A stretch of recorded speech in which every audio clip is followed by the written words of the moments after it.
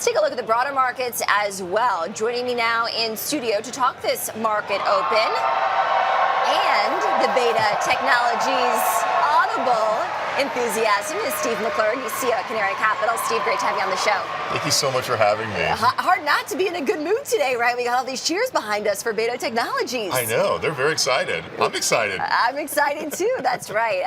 A solid deal, to say the least, for Beta Technologies as we await that opening trade.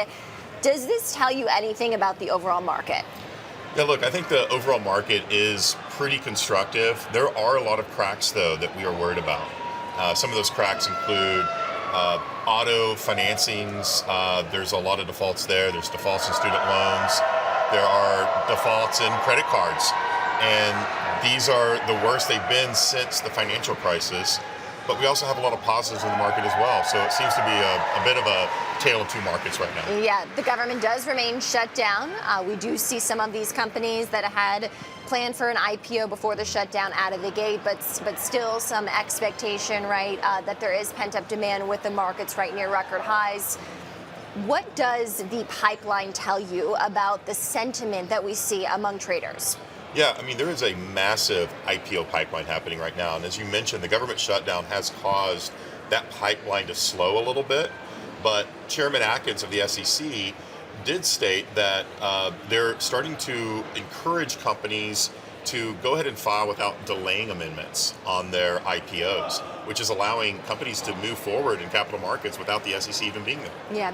Let's also talk about markets in general. We're more than halfway through earnings season. Companies by and large beating expectations, but not by as much as we've seen in the past. Is that a crack to you based on what you mentioned earlier? Yeah, that is a crack, and even interest rates are hurting the economy right now. Usually interest rates try to follow things like inflations and job numbers, but right now high rates or high Fed rate is actually causing other cracks in the economy, and it's causing companies to lay off workers. It's causing companies to not hire as fast as they have been. They're not afraid of gathering workers later. And even job openings are about a 1-to-1 to how many people are looking for jobs, which is much lower than it was a year ago. Mm-hmm. What do you think is the right path forward for the Fed, knowing that it has just one planned meeting on rates between now and year end? What I hope is that the Fed will lower rates by 50 to 25 basis points in that meeting. If you look at the yield curve at the moment, even though the 10-year is at about 410, the 2-year is down to 360. But the Fed target is 375 to 4. So I expect the Fed to lower rates either 25 or 50 basis points to get a normal curve again. And once that happens, I do believe that we'll start seeing things coming back.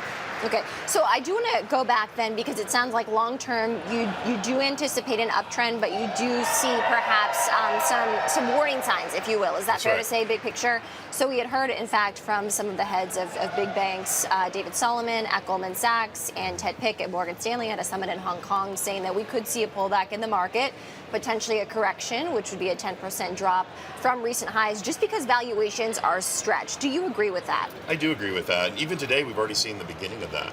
And until rates actually change or go lower, hopefully in December, I do expect to see a 10% pullback in the market as well.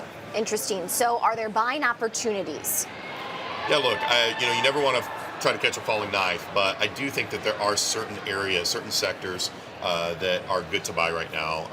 Obviously one of the things that we do is crypto. We're looking at that. We're looking at opportunities there, but we're also looking at opportunities in energy. One of the things, AI is a big theme and everybody likes the chips, but energy is actually going to be the most in-demand commodity as these AI data centers continue to come online. Steve McClure, he's CEO at Canary Capital, joining me now here in studio. Steve, thanks. Thanks for having me. Yep.